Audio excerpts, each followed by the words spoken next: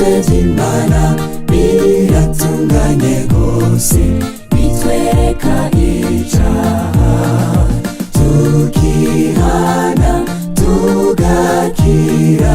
Yesu ubwiwe yaravuze ati sinaje kukurahira gezwe cyangwa amaja moya bavugishwa n'Imana n'akanyuguti cyangwa gatsatani zova kubyagezwe kera. Yesu ati sinaje kukurahira gezwe cyangwa amaja moya bavugishwa n'Imana n'akanyuguti cyangwa gatsatani zova kubyagezwe kera.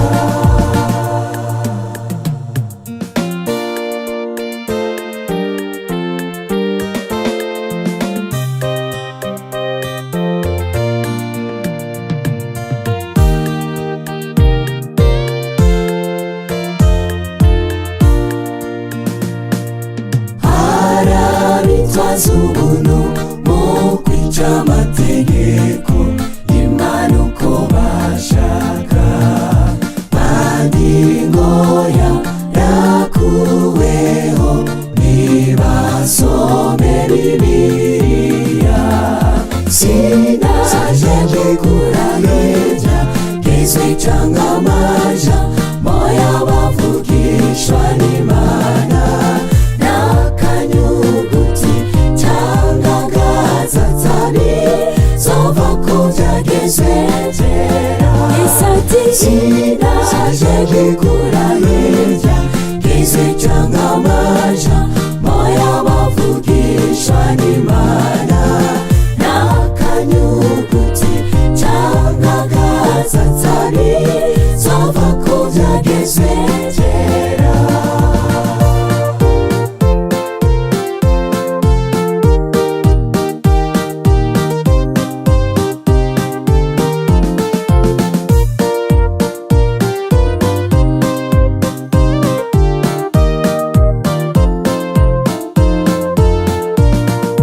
Uvuga ngwazi Imana nitondera amabi bizwa n'umubeshi, kandi niha irukurako canke ngo yongereko.